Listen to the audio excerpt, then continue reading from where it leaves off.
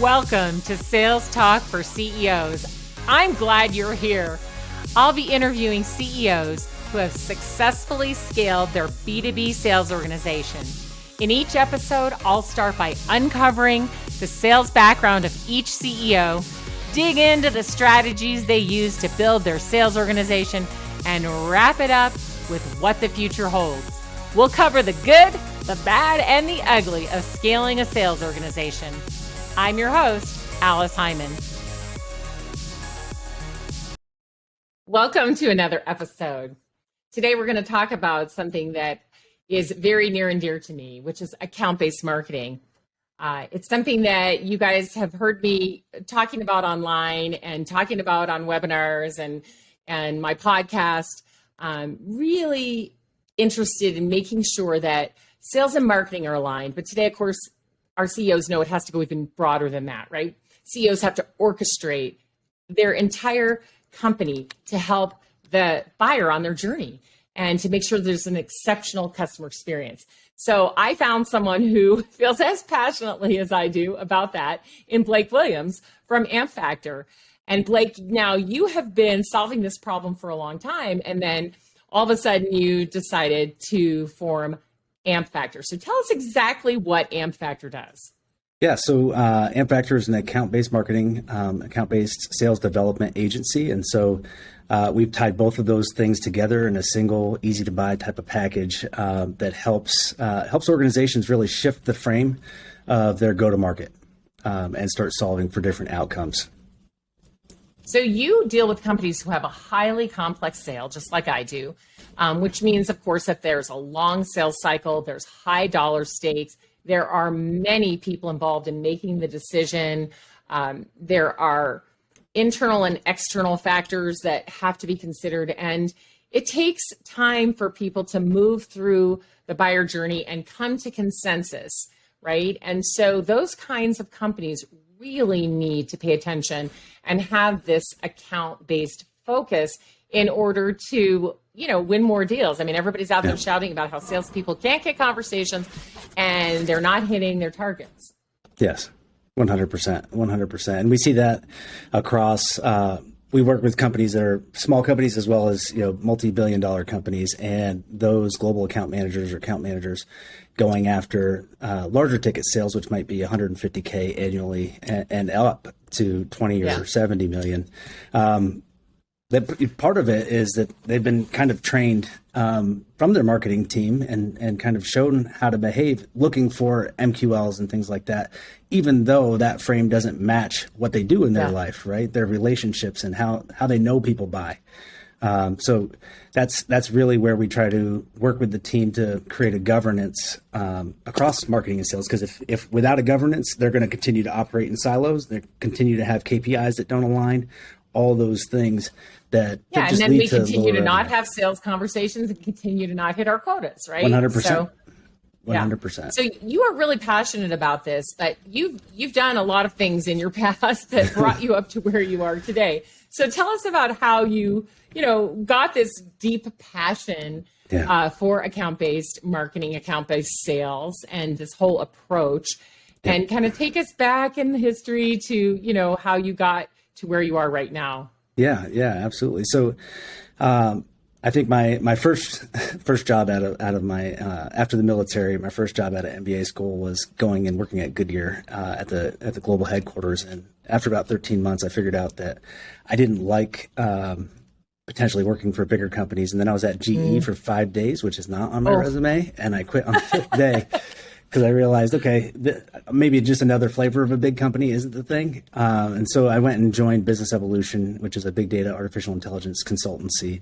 And in that process, it was, 8-9 years ago that AI was in its infancy. And so trying to sell AI to bigger organizations like, say, HCA, who's, a healthcare organization, owns 170 different hospitals, how they buy or even acquire hospital systems, right? Thinking about trying to sell them AI and data and things like that is where I first got my taste of account-based marketing. And then I went and worked at a company, a firm in Chicago that was half design studio and half venture capital fund. So I was a managing director of a team of roughly 30, helping big brands think about how to launch portfolios of digital companies, as well as helping our portfolio companies that we just invested, say, $500,000 to $1 million in, acquire net new logos, right? To give them beachhead accounts or say bunker or beacon accounts to really gain traction in the market. And when we were doing that, it's kind of like anybody can run, but athletes train, day in and day out to get really, really good at it. And there we were running, and I was like, this is a surefire business model. So I created Ampfactor, and we came up with a methodology over about 6 or 7 months. And then we started January of 2020. And from there, we went from me and a PowerPoint to 21 people, about to be 24 at the end of this month, and a few $1 million. So we're a new agency, but we're seated directly with enterprise account acquisition teams across multiple size companies. Wow. Yeah. So, all right. So you're just working at this venture firm, kind of seeing this problem that all of your portfolio companies have. Right. And what was that moment where you went, oh, this is a problem I'm going to solve by launching a company? Yeah. Well, it was probably about 2.5 months in, after talking with some of the CEOs who were at different stages of growth, all between seed and Series A, trying to understand what their problems were. And I was noticing how they were making decisions, and my framework, and maybe not having a deep background in marketing made me really, really good at being able to shift and have that conversation where we can stop talking about the marketing nomenclature and the sales nomenclature and just think about what the business needs to do to spin its flywheel up, right? And start making decisions that support that strategy. Now, had you spent a lot of time selling prior to starting this company in any of your other positions? Yeah. So at Business Evolution, I was a part of the customer facing team, where ultimately I was helping them envision what would happen if they did launch a big data or an AI type of campaign internally. So when you started the company, how did you bring that sales background forward? You mentioned you didn't have a lot of marketing experience, and you just decided, hey, let's just solve the problem. Let's not call it anything. Let's not divide it up. But you did have some sales experience. So how did that play into you starting the company? Yeah, I did what every seller would do without any marketing, which is call up your relationships, right? And and start even loose acquaintances and seeing if I can get an intro and those types of things. Okay, pause. Note, everyone, right? He did not just cold call. He did not send out cold emails. He did not cold LinkedIn people. He did what any good seller would do. 100%. He started calling the people he knows. And this is, if you've heard me rant in the past about why we have so much cold outreach going on, when we could simply reach out to people that we know and have conversations. And even people who can't necessarily buy from you, but can introduce you or just kind of talk you through how they think you might approach the market or things like that. But so Blake, that is fantastic. So here you are, and you're just thinking, all right, I have no marketing. What am I going to do? Reach out to people I know. Yes. And, we're about to hit 2 years old, maybe 2 years and 1 month, and we still haven't sent any cold outbound. It actually worked. Right. 100%. Right. And we still have not sent a single cold email. We don't have to. But we do, we leverage our relationships, and we do a great job, and we back it up with execution. And then we also don't do the other thing that a lot of people fail at, which is we ask for the referral. We ask for them to take us places. You know what I mean? If we're in here doing a good job, pat me on the back. And the best way to do that is set me up. Right. Exactly. I don't know. Do you know my friend Joanne Black? She's like the queen of referrals. She wrote, Pick Up the Damn Phone, and oh gosh, I can't think of the name of her other book, but anyway, she writes about how companies have all these processes, but they don't have a process for getting referrals from their best customers. Seriously, yeah, it's insane. And building referral networks, around you, like what we should be training salespeople to do when they come to us. I mean, there's many things we need to train them to do that they're not doing currently, but the first and foremost is build a network of people you can call upon to help you 100%. in your marketplace, and build great relationships with your existing customers so that they will walk you in, right? They become Yes. a walking advertisement, and they just introduce you when you ask. Now, the key is, you mentioned something very important. All the CEOs listening, he said you have to ask. So talk a little bit more about that, because that is so important. Yeah. One, yeah, I know it's a little rough, but it's no different than doing cold calling, right? And picking up the phone, that apprehension that you might have. But if you're in there doing a great job, they love you, and they're happy to do something for you. I think, I call it second order revenue in our company, and we treat, even though we run marketing campaigns, our sales teams, our sales stakeholders are involved on a weekly basis, which means that we're having conversations about where their deal flow is in their pipeline, and I'm helping them chase down their boat, their second house, another vacation, right? And we're being successful in getting that. So 100%, those people, if they leave that company and go somewhere else, or they know somebody who's about to leave, or they know somebody at another company with the same issue, they always punch us right over. And it's the hottest type of referral. I mean, shortest sales cycle you could get. Right. 100% short sales cycle. And they're transferring that credibility right there. And yes. I mean, there's so many points here. Now, you're in the business of helping people reach out sort of cold with the account base, but in your own company, you've built it by simply training your salespeople, and of course yourself as the seller in the beginning, to build these networks, ask for referrals, watch when people leave from one company and go to another, so you can contact them and get that business. And that just makes selling easier. It shortens the sales cycle. The value of the life of that customer is so much greater. And it's just, I mean, I don't know why people wouldn't do it. It's crazy. But all right, so they don't. And in some cases, the volume they need is so great that network building and reaching out to customers and others, vendors and people who can refer you, is just not going to be enough. So they need to do some outbound, right? Yes. And so you said, all right, if we're going to do outbound, let's do it right. So let's talk about that. Yeah, strategically, you should never just have one source of revenue, right, coming in terms of feeders coming into your pipeline. So relationships are always a great thing, but you can't really count on when that's going to happen. You can try to put processes around it, but it's not reliable in the way that most leaders want reliable things that they can build a book off of, right? So, well, it's reliable, but it's not quick, right? And it's not always the volume, because if you ask 5 people to give you an introduction, pretty sure 4 of them are going to say yes, right? So it's reliable. It's just that who they introduce you to may not be ready to buy at this moment in time. So then you've got to stay with them. So we need more outreach than that, especially for these companies that you're working with who want lots of new logos. Yes. Yes. All right. So what do you help them do? Right. So, starting at the top of the funnel, what we know that enterprise salespeople are being hired for either their experience in selling to specific accounts, or their relationships, or just their ability to be able to land a beachhead account and then walk that money up, right, and capture more of that LTV going tall, deep, and wide. So our function in that role is that we're trying to soften the dirt. We're trying to make sure that if there are 17 people across 3 different business units that all need to collaborate and understand who you are, how you think about solving their problem, and why they should give you more attention than anybody else, our goal is to make sure that happens months in advance of an introduction that may be coming, right? And so we ask our sellers and say, hey, look, if this is the top 10 in your account list for this next quarter, then you need to be prepping, go reach out to those people, have the non-ask conversation, get introduced back into their life.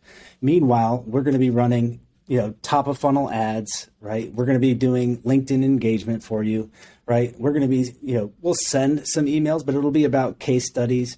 It won't be asking for time, right? What it's going to be doing is just saying, pause. It won't be asking for time. It's not like, here's my link, click it and get a time. Like, they don't even know who you are. Why would they schedule an appointment with you? So that's something I talk about all the time, is get to know somebody first, right? Before you're asking them to schedule. You don't even know if they're worth your time, let alone if it's worth their time to talk to you. Let's get to know each other a little bit. So, sending case 100%. studies. So you're surrounding them. You're like putting your arms around them, right? And surrounding them with all kinds of good vibes, good news, good content that will make them go, hey, I recognize this company. They send me good content. I recognize the name of this company. Right. In theory, it's good content, right? And what we, if we think about the jobs to be done framework, where we are making hypotheses about what people within specific segments or verticals, what do their problems have? Right? What problems are they having? Not at the Forrester or Gartner level, because those are high level organizational things that their real KPIs are going to bubble up to, but that's not what they deal with on a day-to-day basis. And if we're going to interrupt somebody and get their attention and actually have them say, you know what, that's not an opportunity, but this is, success for us is being able to lay down that suppressive, if I throw in military terminology, it's just because that's where I'm from. If we throw down suppressive fire, right, and even though that's a negative thing, it's more about laying out the honey for the bees type of thing. Our next goal is to identify the opportunities so we can graduate them from a one-to-some type of campaign to a one-to-one, where we go through their annual report with the sales leader and say, okay, now what connections do you have? Who are we going to ask and when, right? And what does the messaging need to look like and sound like if they said that this was their problem, right? So leading up to that takes about 2 to 3 to 4 months. And then it's time to start, okay, but this is an opportunity. We went back and we created some content. Maybe we shot a 10 to 15 minute webinar just for that person. And then we mailed it to them in a physical video, right? And it got to their house. They opened it. They watched the video. And that's when we start asking for time, because we know that we got confirmation on the opportunity and the timeline. Yeah, absolutely. So it's not quick, but it is absolutely better than just spraying and praying, making lots of calls. I mean, people are making thousands of calls and getting a 1 or 2%, response rate. They're sending hundreds of thousands of emails, series of 3, 6, 8 emails that just asking for appointments and, hey, did you see my last email? And I mean, it's really giving salespeople a bad name, and it's really just servicing the brand of the company that's doing it, because I'm like, oh, this brand just spams me constantly. Right. So I just want to turn them off, and I'm going to report them as spam as well. Right. 100%. So just not a good practice at all. All right. So you've got this, great stuff that everybody needs. You're not the only ones out there doing it, but certainly you're doing it very, very well. So you start the company and you're doing all the selling yourself, I would imagine, at first. Yes, I am. Yes. Like every other founder that I know, right? We do everything ourselves when we start. Yes. All right. But then you come to, okay, look, I'm the CEO of this company. I want it to grow and scale. I can't do everything and do all the selling, although the selling's obviously important to you. Right. What happens next? How do you decide to start building your sales organization? Yeah, so it's a very interesting question, because so our deal sizes are somewhere between 360,000 and north annually, and it's a 1-year commit, right? And I'm happy to say that, right? So we're not cheap, but what's more expensive is doing what you just talked about, a whole bunch of waste that creates no activity in terms of revenue activity, right? So it may fit in an older framework and it may feel comfortable, but so when I think about how we build our organization, and I think that the $1 billion companies that we work with, at least the divisions or the enterprise account teams, we shift. I think even aggressive companies are doing a 50-50 split between how they spend between marketing and sales. And I think that that's going to go where you can look at the bottom performers of your global account team, and you can say, you know what, we could take that money and probably allocate it towards more marketing, so that my top sellers have an even more full funnel. And so we've kind of taken that same approach, where we're not acquiring that many customers, right? We have 25 customers, and each one of them is at that deal volume. If we get 12 to 15 this year, which, as a single salesperson or single seller, I know I can handle that all day long. Right. So we're not yet at the point where we need to decide to handle or add more SDRs or AEs or any of those other things, which is it's tempting to do that, right? Because Right. you look around and you're like, well, this works for at the enterprise level. They're $1 billion company or $250 million company, or even a $50 million company. They got way more brand recognition than I ever could, right? Should we go and get that brand recognition? It's kind of tempting that that's the model that other companies have used, right? With repeatable revenue and whatever the book is that people Predictable read. Revenue. Predictable revenue. Oh my gosh, it fits. It's a beautiful book for like a certain size company with a certain size deal. But man, did people borrow and steal from that and try to deploy it at the wrong level? All over That's the place. exactly right. And I'm going to actually speak to that for a second because I'm on the board of Predictable Revenue. And right.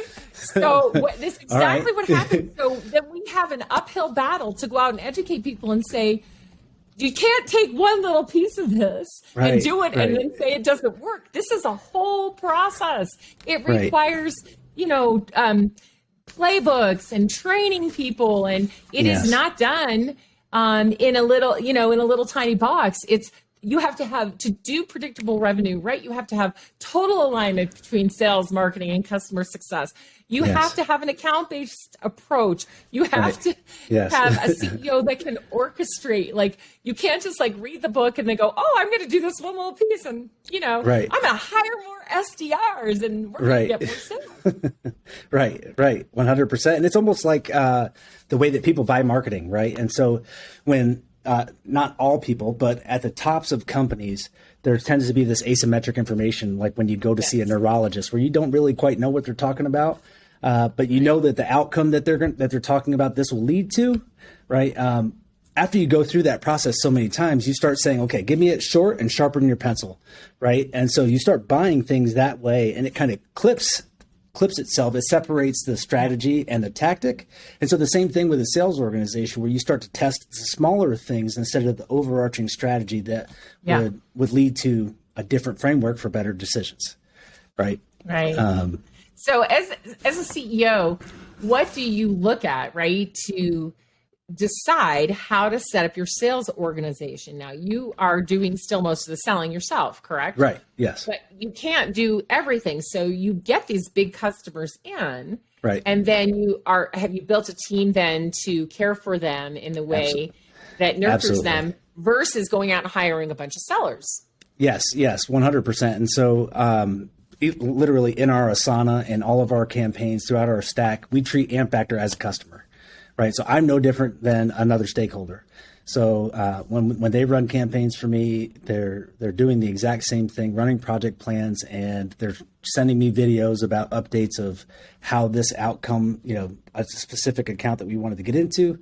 What are the new connections that I have there? What's conversations are being had? That kind of thing. So when I think about growing an actual sales team, and we'll probably do this in 2023, it'll start with more account-based, and I call it empathetic outbound, right? So we're going to do empathetic outbound until people say, hey, I'd love to have a meeting with you, type of thing. Now, we might ask for a soft CTA, like care to explore this further, so that we can identify if there's an opportunity around that. Yes. Right. Yes.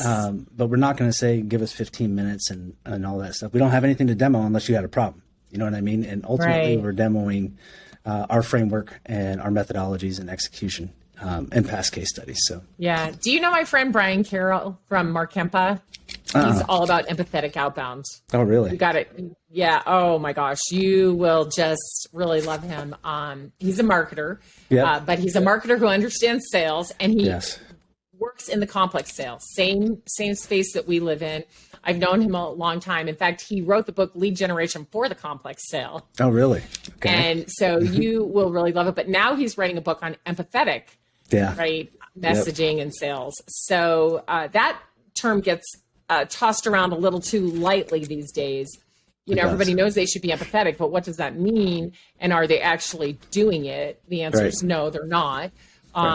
But because I still see too much of this kind of messaging that just tells me people don't quite get it yet, right? So what you're doing at your company is you're drinking your own champagne. 100%. So, right, some people like to say eat your own dog, but I think drinking your own champagne is so much nicer. A better time, right? Right?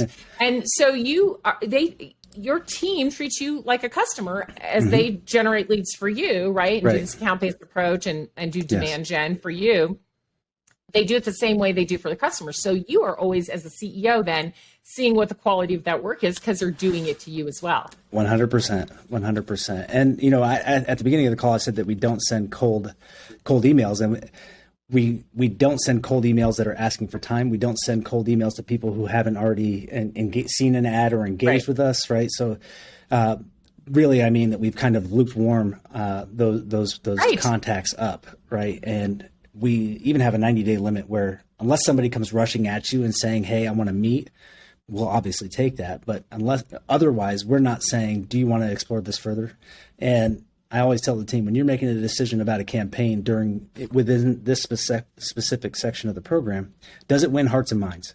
If it doesn't, then you're making the decision for the wrong reason, right? And I think it has to do with how we compensate our sellers. So our account-based sales development reps, they make their total salary. So there's not going to be a bonus for them to earn.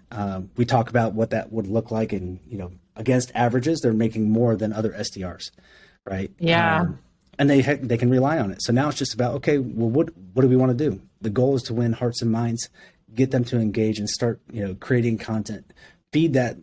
Become a feedback loop for warm replies back to the account so that we can start creating, capture that insight and create the right kind of content that's focused around them. Yeah. Before we started, you and I were talking about that closing a deal is not the end, it's the beginning, right? So you do all of this really rich, conversation online and through email and stuff to get people to say, yes, I am interested and I'd like to talk to somebody. Right. And then if there's a good fit, we keep moving that forward until we do sell them something. 100%. But that's not the end. It's the beginning. So talk about how your company gets to that point where you close the deal and then there's more. 100%. Yeah. So, I mean, our sales cycles in a $250 million size company will probably be about 8 weeks from introduction to close. If it's a multi-billion-dollar company, it probably takes around seven months to close. And so when we land a deal, we're not any small chump change. And there's definitely nothing to compare it to. Like, this is not how I usually buy marketing, especially an initiative that's going to ask for sellers' time and to engage with sellers' accounts. Yeah. Right. Yeah. And so our approach is that we do the exact same thing that we do for our customers. As soon as we land one deal, we start getting a little bit down the road. And then as soon as we have the opportunity to celebrate wins, we do. And so we put that into an ad, we put it on a landing page, and we start making sure that when we build the audience, there's at least 100 people from that organization that are going to start seeing our brand everywhere. Right. And usually it ties back to, say, Ampfactor plus, the client's name and then a result that we've had. And we just have rolling results. And so they're constantly seeing stuff. We keep engaging. And then I ask my EVP, I say, hey, look, we're both in sales, right? And so we've done a good deal. I'm doing a good job. We're going to get the pipeline that you're looking for. It's already coming, or we just booked the revenue that you're looking to book. I need you to push me in and push me higher and get me more air cover with the executive leadership of this organization, even though they're $1 billion, right? And there's many people to. Yeah. I have one account where we have 4 different deals going, right? So within different divisions, we're over $1 million in revenue inside a single company. So it's happened over 18 months, but again, the ask, showing up with the proof, right? You got to win more hearts and minds and get people curious, get people talking about you, get people emailing about you within their company, especially sellers, right? And because sellers talk, right? Especially within the company. So they're our best assets, really. Win those hearts and minds. And boy, when you make a seller's job easier, they will sing your praises all day long. They will sing your praises, right? Yes. And you think about it, when I see a lot of CEOs out there who are very focused on new logos. Right. And I know that when you're funded, by private equity or venture, it is really important to capture market share in the beginning. I get it, right? Yes. But they're leaving so much money on the table. Mm-hmm. From the accounts they've already closed, right? So it's like closed business and kind of just onboard them and leave it, right? Right. Whereas what you said is so important. If a CEO is focused on every seller, broadening their relationship within that existing account Absolutely. and continuing to climb up the ladder so that more and more groups and divisions can see the fine work that you're doing and Right. say, hey, we want that too. Can you come over here and do it, right? Right. It feeds your business. It's not a brand new logo, but it's brand new business. It is. It's still And revenue, you right? will not have it, right? If you do Yes. not cultivate those relationships the way you're talking about. 100%. And it's, you ultimately have to work from two frames, is that you need to do what you need to do today to eat this quarter, but you also Right. need to engage in business practices that you know will sustain your business from next year and on, even though it's not going to bear fruit, right? And you may not even be able to measure it, but you know, when you think about how to do business, that this just makes sense. If my salespeople are talking to more people in that account and we do a great job and we're going to do a good job, they're going to spend more money with us, right? Or if nothing Right. else, just re-up, right? And Yeah. both of those outcomes are positive things. And it takes a team approach, doesn't it? Like you can't just have one seller all by themselves doing the Yeah. entire sales process and then maintaining. So tell us about how you do that at your company. Who besides yourself gets involved with these customers? I mean, obviously the people who are helping write and deploy, but tell us more about how these Yeah. customers get to meet lots of people at your company. Yeah. So we do sprint facilitations, right? And so say you wanted to target a new vertical. What we're going to do before we make any assumptions, all of our enterprise sellers, they've got 15 to 20 years of experience in talking to a buyer about their problems. Now, those problems might be shifting. The KPIs might be changing a little bit, but for the most part, they know how these people behave and how they think. And so our first step is to say, hey guys, we're going to spend 2 hours and we're going to talk about 2 or 3, maybe 4 personas who are involved in your decision making within this vertical. And when we do that, we bring in design so that they can hear it. We bring in copywriters so that they can hear it. We bring in the Yes. sprint manager so that we can understand that if annual enrollment periods for health insurance are a big thing and they run from October to December, then not only Yeah. do we know time bound when that is going to kick up, but we know that 6 months prior to that, they're looking for other options, right? They're starting Yeah. to do that research to fix the things that didn't go right in the last annual enrollment period. Right.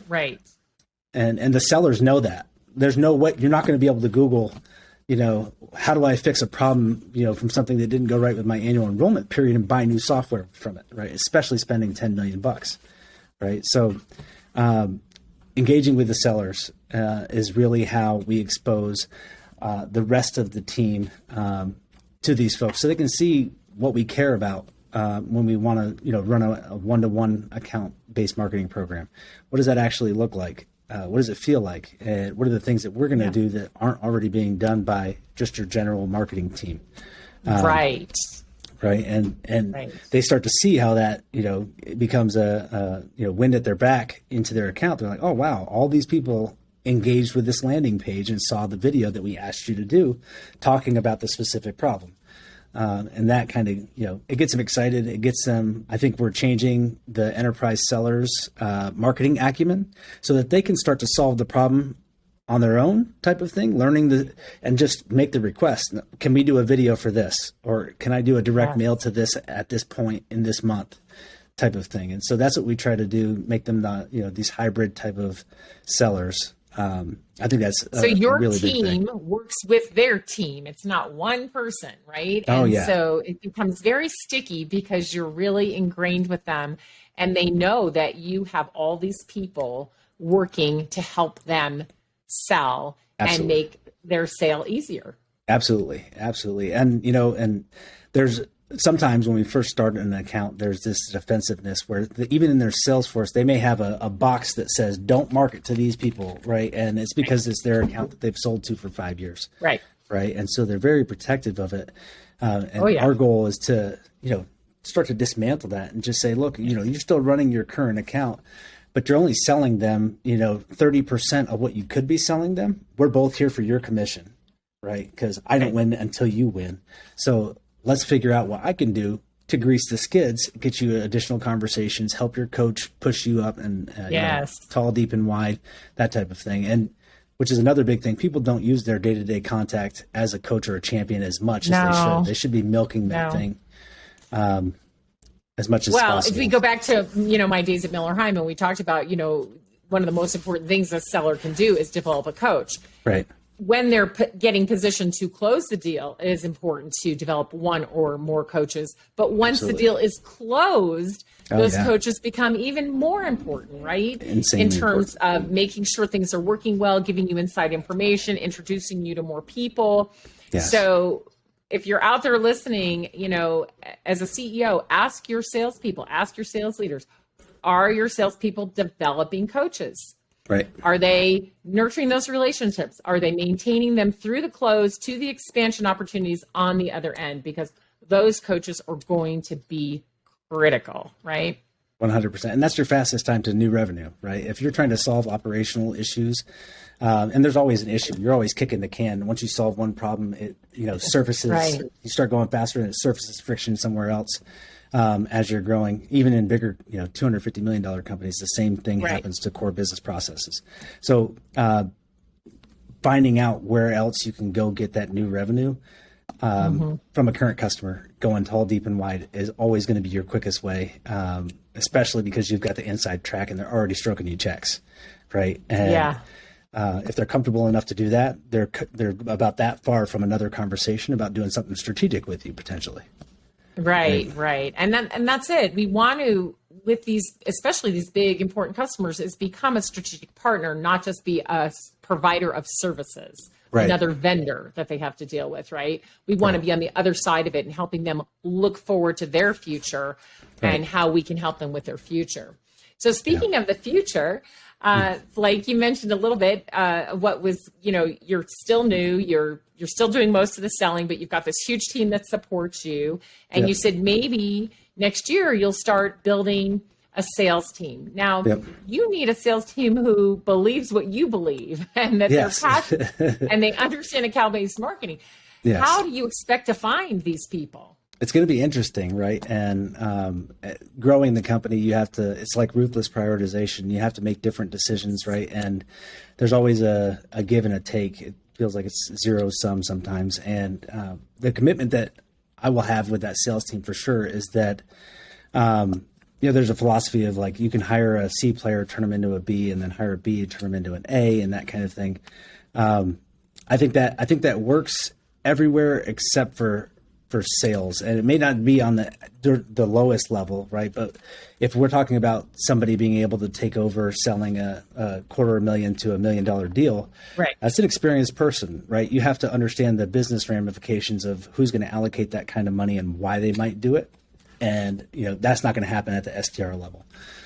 So hiring a rock star from a SaaS background is something that I'm interested in, for sure. And I think that's actually one of my quarterly rocks, which we do in our leadership team, right? EOS traction. It's right there. yes, 100%. All my clients use. I should be a spokesperson for EOS because for those of you who don't know, it's the entrepreneurial operating system developed by Gino Wickman and his partner, and now is a worldwide organization that CEOs love because it helps them operate their company in a way that is more organized and helps everybody stay on track, right? So we have our rocks for the quarter, and those are just like the things we're going to get done this quarter. Yes, and one of my rocks is to develop relationships with enterprise sales, and this may not be the right word, but headhunters or whatever the higher tier level of that recruiter type of role is that has relationships, long-standing relationships. And hopefully I'll steal a salesperson from somebody else's company, which will be the right answer, right? To pull them in. Absolutely. Well, I think you have built something here that is going to attract the right kind of people. Mm-hmm. You have that passion and the right attitude, and that will help you attract those people too. But I'm going to now give you a spoonful of your own medicine and say, you do an account-based approach to recruiting. To the recruiting team. I know, I need to. Start developing the relationships now.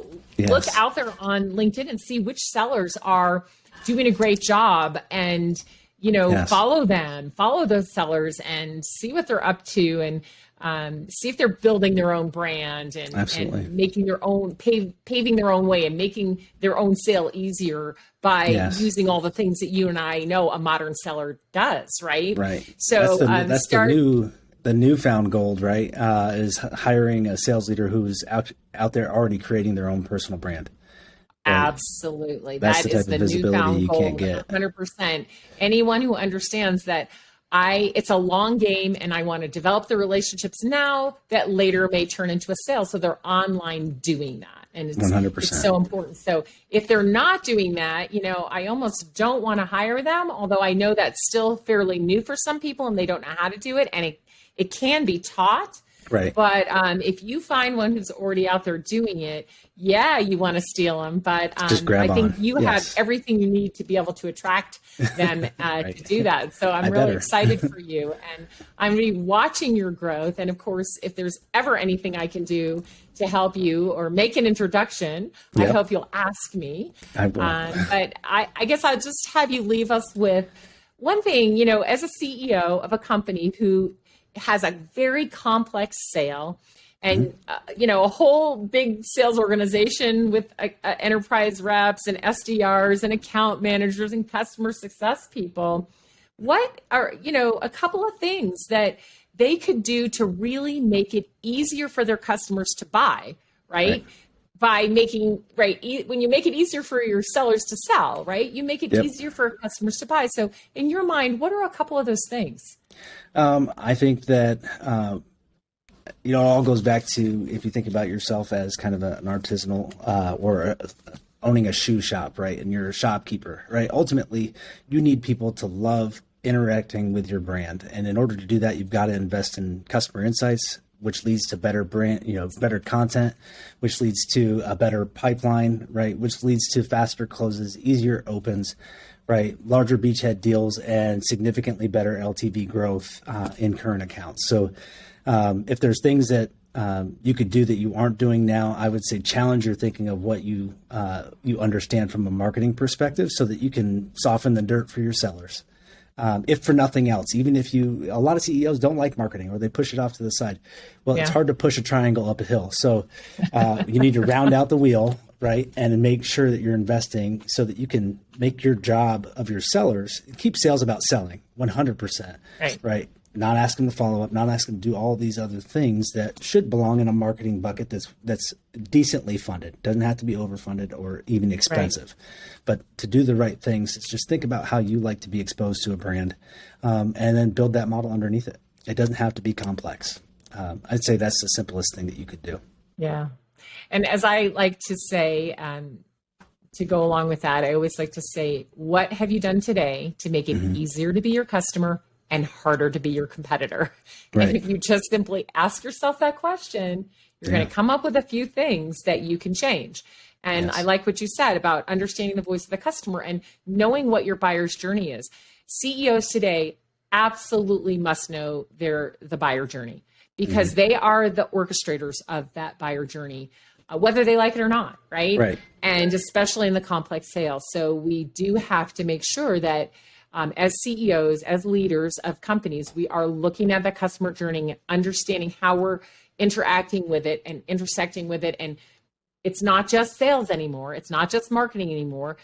Forget calling it anything. It's how do we impact that customer's journey and make it an exceptional experience? 100%. 100%. I couldn't agree more. Layering over the governance on that would just be the next step. After you have that idea, codify it in some sort of governance, start changing KPIs so that you're incentivizing people to do the right behaviors that align to that strategy, and then start buying you're investing in your tactics, right? The outcomes that you look for now that your strategy is aligned and your incentives for your people are aligned. Now you can invest in the throughput for sure. Yeah.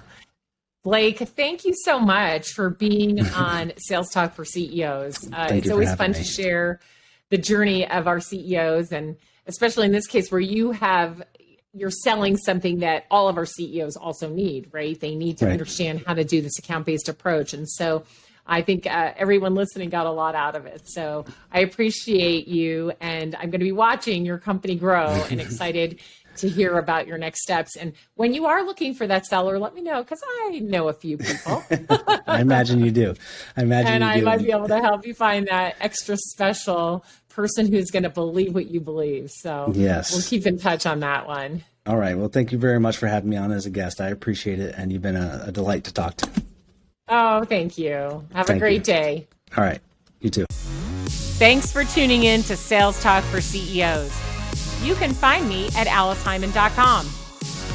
Be sure and connect with me on LinkedIn and let me know that you heard the show. If you found value in today's episode, please subscribe, write a review, and share the show with another CEO.